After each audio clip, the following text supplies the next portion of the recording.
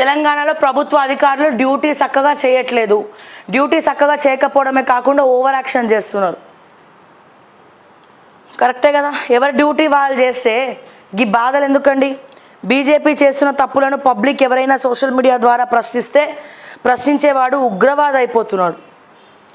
DSC చదువుకోవడానికి కొంచెం time 40 రోజులు ఇవ్వండి అంటే ఇవ్వట్లేదు. మా ఉసురు ఖచ్చితంగా తగులుతుంది. ఎస్సీగా ఏం చేస్తామండి? వాళ్ళు ఎవరు కూడా ఇస్తలేరు. దీన్ని రాజకీయం చేస్తున్నాం అంటున్నారు. మాట్లాడితే రాజకీయం చేస్తున్నారు, మాతో మాట్లాడిస్తున్నారు అంటున్నారు. నాకు తెలిసి తెలంగాణకి ఇప్పుడు సరికొత్త పార్టీ అవసరం ఉన్నది. సరికొత్త పార్టీ పుట్టుక రావాల్సినటువంటి అవసరం ఉన్నది.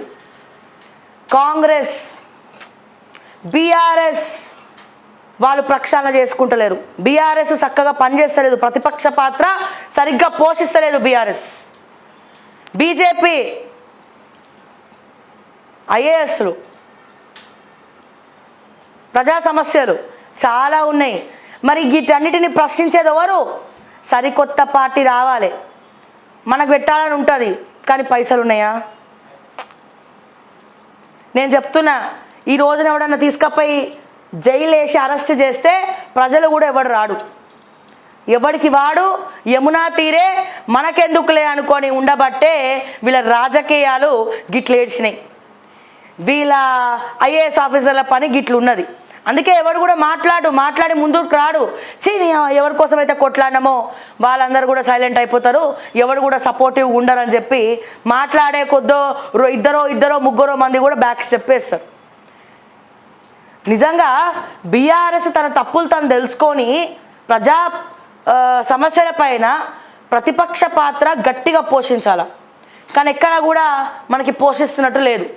అంటే అసెంబ్లీలో బడ్జెట్ మీద పట్టుకొని ఏకతాటిపైన మాట్లాడితే సమస్యల గురించి మాట్లాడినట్టు కాదు కదా. అట్లీస్ట్ ఎస్ మేము చేసినాం, ఇంకోసారి చెయ్యం. లేకపోతే కేసీఆర్ గారు అసెంబ్లీకి రావడము, మాట్లాడమో, ప్రజల పక్షాన ఉండడము. ప్రాంతీయ పార్టీ ఒక్కటే తెలంగాణకు శ్రీరామరక్ష అని అనుకున్నప్పుడు మరి వీళ్ళలో కమిటీలు ఎక్కడా? బీఆర్ఎస్ నాయకులను, జిల్లా అధ్యక్షులను ఇప్పటి వరకు మార్చిండ్రా అండి? ఎవరన్నా ఎక్కడన్నా బీఆర్ఎస్ అధ్యక్షులను పార్టీ మార్చిండ్రా? అధ్యక్షులను మార్చిన సందర్భాలు మీరు చూసిండ్రా? ఇన్ని నెలలు అవుతుంది కదా బీఆర్ఎస్ ఓడిపోయి. 7 నెలలు అవుతుంది. వాళ్ళు ఎప్పుడో తెలుసుకోవాలి. తప్పు మాట్లాడితే యూట్యూబ్ ఛానళ్ళ మీద ఏడుస్తూ ఉన్నారు. మీరు చేసిన తప్పుల వల్ల కాదండి ఈరోజు ఓడిపోయింది. యూట్యూబ్ ఛానల్ తప్పులు ఎత్తి చూపించినాయి అంతే. యూట్యూబ్ ఛానళ్ళు తప్పులు ఎత్తి చూపించినప్పుడు మీరు తెలివిగా సవరణలు చేసుకోవాల్సింది. ఇప్పటికీ కూడా మీ బీఆర్ఎస్ పార్టీని ప్రక్షాళన చేస్తలేరు. దొంగలనే పక్కన పెట్టుకొని తిరుగుతున్నారు. 100% బరాబర్ మాట్లాడతా. కేటీఆర్ ఉన్న గిదే చెప్తా, కేసీఆర్ రేపటి రోజున వచ్చి అడిగినా గిదే చెప్తా. మీ పార్టీ దొంగలను బయటికి పంపండి. వాళ్ళని పంపడం ఇష్టం లేకపోతే కొన్ని రోజులన్నా లూప్లైనా దండం పెడతారని ఆయన తెలంగాణ ఇంపార్టెంట్, మీరు కొన్ని రోజులు సైలెంట్ అయిపోండి అని చెప్పి పార్టీలకు వెళ్ళి సస్పెండ్ చేయండి. కొత్త నాయకత్వాన్ని తీసుకురండి, కొత్త వాళ్ళని ముందుకు పట్టుకురండి. ఎక్కడైతే కొంతమంది ఓడిపోయిన అవినీతి పరులు ఉన్నారో వాళ్ళని పక్కన పెట్టుకొని తిరగకండి దయచేసి. ఓట్లేసేటోళ్ళు కూడా వేయడు. మీ బీఆర్ఎస్ జిల్లా అధ్యక్షులు ఎవరైతే ఉన్నారో వాళ్ళందరినీ కూడా మార్చి పడేయండి. కొత్త వాళ్ళని తీసుకురండి, కొత్త నాయకత్వాన్ని తీసుకురండి. ఎవరెవరైతే ఏ క్యాడర్ని అయితే ఎన్ని రోజులు మీరు దూరం చేసిరో ఆ క్యాడర్ని దగ్గర తీసుకోండి. ఉద్యమకారులు ఎవరెవరైతే ఉన్నారో వాళ్ళందరూ కూడా పిలవండి, వాళ్ళందరితో సమీక్షలు పెట్టండి, ఏం చేయాలో ఆలోచించండి. తప్పేం లేదు గిట్లనే ఉంటాం ఇదే చేస్తామంటే తెలంగాణలో సరికొత్త పార్టీ పుట్టుకొస్తుంది. పేరు కూడా రెడీగా ఉంది. ఎవరికైనా కావాలంటే మంచి పేరు ఇస్తాను నేను ఎవరికైనా పేరు కావాలంటే. ఓకే, దాంట్లో ఈ ముసలోళ్ళు ఎవరు ఉండద్దు, అందరు యువకులే రావాలి. యువరక్తం ఎంతోమంది మా ఉస్మానియా గడ్డ మీద కాకతీయ యూనివర్సిటీలో పొలిటికల్ సైన్స్ చేసిన వాళ్ళు మస్తు మంది ఉన్నారండి యువకులు. ఇట్లా చిటికేస్తే అట్లు వస్తారు పాలిటిక్స్లకి. తెలంగాణ ముందు నిరూపిస్తుంది ఏమని? ఎస్, డబ్బులకు పార్టీలకు తెలంగాణ కట్టుబడి ఉండదు. తెలంగాణ పట్ల ఎవడైతే చూపిస్తాడో వాళ్ళకే అధికారం ఇస్తాం. డబ్బు కాదు కావాల్సింది, ప్రజల పక్షం ఉన్నోడు కావాలని చెప్పి నిరూపిస్తాం డెఫినెట్గా. మళ్ళా చెప్తున్నా, ఎవరికైనా తెలంగాణ పట్ల ప్రేమ ఉండి కొత్త పార్టీ పెట్టాలనుకుంటే పేరు రెడీగా ఉంది, నన్ను అడగండి, చెప్తా, సలహాలు ఇస్తా. అద్భుతంగా మళ్ళీ అక్కడ అవినీతి చేస్తాం, గది చేస్తామంటే కాదు, ఎండగడతాం డోల్ తీసి. అర్థమైందా? సో తెలంగాణకు అసలు ఏం కావాలి, ఇప్పుడు తెలంగాణకి ఏం కావాలి అనేది ఎవరు కూడా ఆలోచించలేరు. వాడు పోతే వీడు, వీడు పోతే వాడు, వీడు పోతే ఇంకొకడు వచ్చి తెలంగాణ నెత్తి మీద ఎక్కి కూర్చుంటుండు. సో ఇవన్నీ చూస్తూ ఉంటే బాధ అవుతా ఉంది. ఎక్కడ ప్రక్షాళన? అవినీతి పరుల ప్రక్షాళన ఏది? అన్ని పార్టీస్ని అడుగుతా ఉన్నా నేను, ఈ రోజున కాంగ్రెస్ని అడుగుతున్నా. మా బీజేపీ కార్యకర్తలకు కోపం వస్తే వచ్చింది నా మీద, బీజేపీని కూడా అడుగుతా ఉన్నా, వెయ్యండి, ఈడీ దాడులు చేయండి. తెలంగాణ ఐఏఎస్ ఆఫీసర్ల మీద దమ్ములుంటే ఈడీ దాడులు చేయండి, సిబిఐ దాడులు చేయండి. అడ్డగోలుగా అన్ని ఆస్తులు ఏడికెళ్ళి సంపాదించిండ్రో అడగండి. మీకు ప్రూఫ్స్ కావాలా? నన్ను అడగండి, నా దగ్గర ఉన్న ఫైల్స్ నేను ఇస్తా ఫైల్స్ మీకు. ఏ ఐఏఎస్ ఆఫీసర్ ఎంత తిన్నాడో నేను ఇస్తా.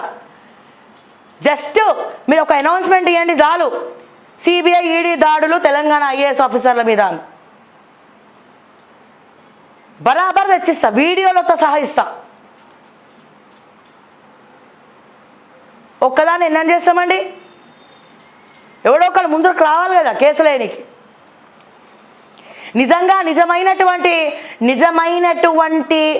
అవినీతి చేయని పార్టీ అయితే ఏదైనా ఉందనుకోండి, జనరల్గా ఇవన్నీ చూస్తే వాళ్ళు ఇమీడియట్గా సిబిఐ ఈడీ దాడులకి సిఫార్సులు చేస్తారు. ప్రజల పక్షాన ఉండాలి, మా పార్టీకి మంచి పేరు రావాలనుకునేటోడు ఎవడైనా ఏదైనా ఒకటి ఇట్లా స్టోరీ వచ్చిందంటే చలో ఆ స్టోరీ వివరాలు తెప్పించుకుంటారు, వాళ్ళ వెనకాల నిఘా పెడతారు, ఎంక్వైరీ చేస్తారు, చలో జైల్లో పెడతారు కేసులు పెట్టి.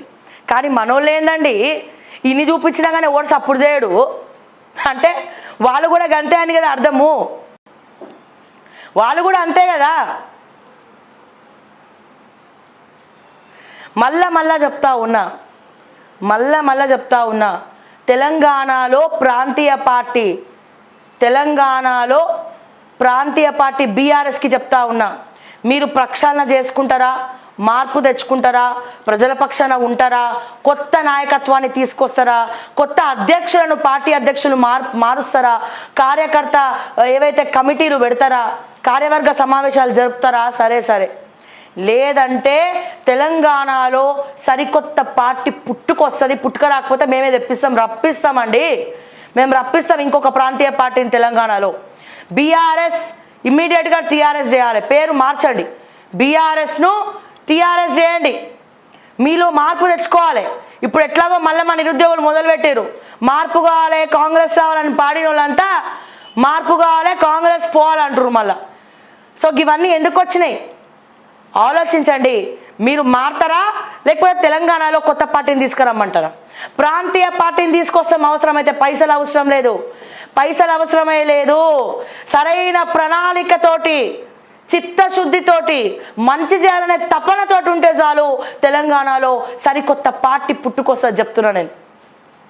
సో ఇకనైనా మీరు మేలుకోకపోతే ఆ పార్టీకి నేనే శ్రీరామ రక్ష, నేనే మొత్తం కూడా రూపకల్పన చేస్తా, ఎవరికి భయపడేది లేదు. అర్థమైందా?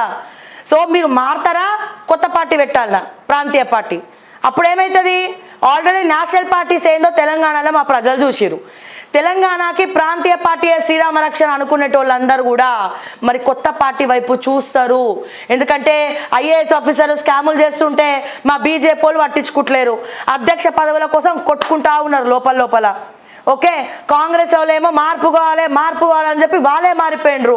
ఇక బీఆర్ఎస్ వాళ్ళేమో ఇంకెన్ని రోజులండి స్ట్రాంగ్ గారు, ఏం కాదు, ఆ ఉన్నోళ్ళు పాత చింతకాయ పచ్చడి పోయేటోళ్ళు పోతున్నారు. కానీ ఎవరైతే అవినీతి పరులు, ఎవరైతే దళిత బంధుని అడ్డం పెట్టుకొని దోచక తిన్నారో వాళ్ళని కేసీఆర్ పక్కనే పెట్టుకొని తిరుగుతూ ఉన్నాడు. ఇంకా బయటికి పంపించట్లే, ప్రక్షాళన చేయట్లే. కొత్త పార్టీ ఏదైతే బీఆర్ఎస్ అధ్యక్షులు ఉన్నారో, పార్టీ జిల్లా అధ్యక్షులు ఉన్నారో వాళ్ళని మార్చట్లే. ఈ పార్టీకే మార్చాలా, స్పోర్టివ్గా తీసుకోవాలా, గ్రౌండ్లు ఉండాలి, ప్రజా సమస్యలు ఎత్తి చూపించాలా. కానీ ఎక్కడ తెలంగాణ మొత్తం ప్రదక్షిణాలు చేసినా ఏడా కనబడతలే. వాళ్ళే ఎక్కడ పోయినా మళ్ళీ గవే పాత మొహాలు. స్కామ్ చేసినోడు మళ్ళీ గదే నియోజకవర్గంలో తిరిగి నేను బీఆర్ఎస్ పార్టీని రబ్బాయి, మా పార్టీని నమ్ముకోండి, లోకల్ బాడీ ఎలక్షన్స్ వస్తున్నాయి దండం పెడతా అంటే ఓట్లేస్తాడా అన్నవాడు, వాడు ఓట్లేస్తాడా? తూ నీ బతుకని తూ ఉంచి పంపిస్తాడు. ఎవరైతే అవినీతి పరులు ఉన్నారో వాళ్ళే పోయి ఓట్లు అడిగితే గుండెల్లో తూట్లు పొడుస్తారు తప్ప ఓట్లు కాదు కదా ఏమేయరన్నా, గుర్తుపెట్టుకోండి.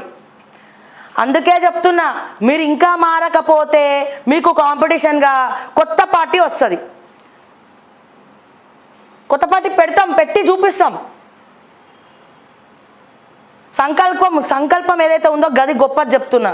ఈ సంకల్పం వచ్చింది అనుకోండి, డబ్బులు అవే వస్తాయి. స్పెషల్గా చెప్పక్కర్లే. ధైర్యే సాహసే లక్ష్మి. మనకు ఒక ధైర్యం ఉంటే చాలు, ఒక సంకల్పం ఉంటే చాలు, అన్నీ అవే వస్తాయి, ఉరుక్కుంటూ వస్తాయి. ఎందుకు రావు? మళ్ళా చెప్తున్నా, మళ్ళొక్కసారి చెప్తున్నా, 3 పార్టీలు తప్ప తెలంగాణలో వేరే ఏ పార్టీ కనబడతలేదు.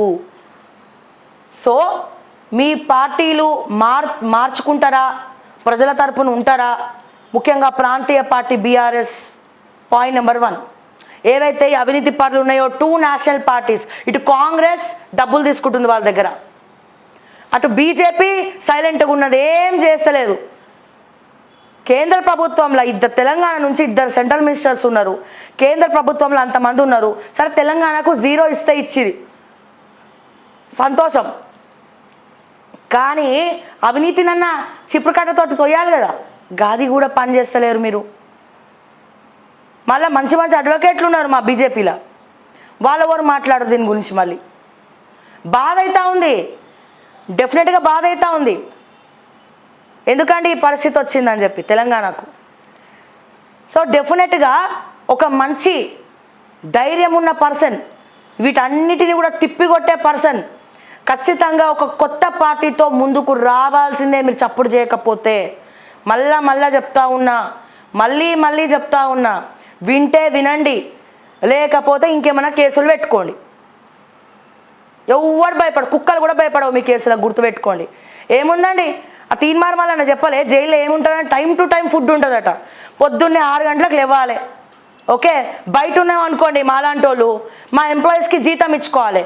మేమా సెటిల్మెంట్లు చేసేటోళ్ళం కాదు, ₹1 కూడా బయటికి వెళ్ళి మేము తీసుకోము.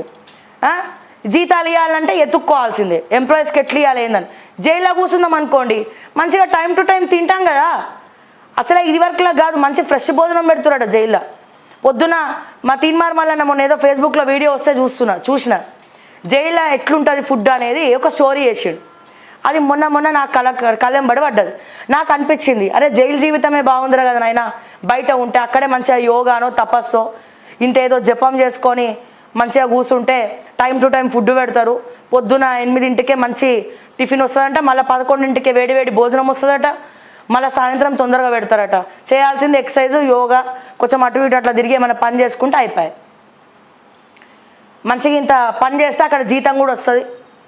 ఆ జీతం తీసుకొని జైల్లోకి వెళ్ళే ఇంకా నాకే సానుభూతి వస్తుంది నా మీద కేసులు పెడితే, మంచిగా వస్తుంది. అప్పుడు పెడతాం జైల్లోకి వెళ్ళి కూర్చొని ఒక కొత్త పార్టీ. సో ధైర్యం ఉన్నోళ్ళని ఎవ్వడు కూడా ఏం చేయలేడు, గుర్తుపెట్టుకోండి. నా స్ట్రెంగ్త్ నా ధైర్యమే, అది కూడా మళ్ళా చెప్తా ఉన్నా, మళ్ళీ చెప్తా ఉన్నా. ధైర్యే సాహసే లక్ష్మి, గుర్తుపెట్టుకోండి. నాకు లక్ష్మి లేకపోయినా ధైర్యం అయితే ఉన్నది. సావనన్నా వస్తాం, బ్యాక్ స్టెప్ మాత్రం వెయ్యం, గుర్తుపెట్టుకోండి. మీరు కేసులు పెడితే మంచిగా జైల్లో కూర్చుంటా, జపం చేసుకుంటా, ఇంకా పవర్ పెంచుకుంటా, మళ్ళీ ఎప్పుడప్పుడు బయటకైతే రావాలి కదా. ఏవజ్జీవ కారాగార శిక్షలు అయితే వేయరు కదా. ఒకవేళ అట్లా కూడా వేసినా పోన్లేను ఆయన, ఏదైనా 4 ముక్కలు మంచి మాట్లాడినందుకు, మంచి మాట్లాడితే ఏముంటుంది కలియుగంలో, జైలు శిక్షలే ఉంటాయని చెప్పి మళ్ళీ జైలుకి పోయి సంపుతే చచ్చిపోతా. పోయేదేమని ఉందా? ఏం పోదు, ప్రాణం ఎప్పటికైనా పోతుంది. ఎప్పుడన్నా పోయేదేది. చిన్న పిల్లలు మాసివ్ హార్ట్ అటాక్లో చచ్చిపోతున్నారండి. చిన్న పిల్లలు మాసివ్ హార్ట్ అటాక్లో చచ్చిపోతున్నారు. మీరు రాసి పెట్టుకోండి. ఇంట్లోకి వెళ్ళి బయటికి పోతే మళ్ళీ శవమై వచ్చేటోళ్ళు చాలామంది ఉన్నారు. యాక్సిడెంట్ అవ్వచ్చు, ఏదో అవ్వచ్చు. చావంటే భయం లేదు నాకు, ఎందుకంటే ఎప్పుడో అప్పుడు చావాల్సిందే. మనిషి పుట్టిన తర్వాత ఎప్పుడో అప్పుడు చావాల్సిందే. ఆ చావు కూడా మంచి పేరు తెచ్చిపెట్టాలని కోరుతున్నా. సో ఏదో భయపెడతాం, ఫోన్లు చేస్తాం, మా గురించి మాట్లాడితే అరెస్ట్ చేస్తాం, ఇన్ని శిక్షలు వేసి పెట్టి జైల్లో పెడతామంటే కుక్కలు కూడా భయపడవు. నేను చెప్తా ఉన్నా, గుర్తుపెట్టుకోండి, రాసి పెట్టుకోండి. మీరు గనక మారకపోతే, తెలంగాణలో సరికొత్త పార్టీని మీ ముందుకు తీసుకురాకపోతే నా పేరు శ్రావ్యనే కదని చెప్పి మరొకసారి తెలియజేస్తా ఉన్నా ఈ సందర్భంగా.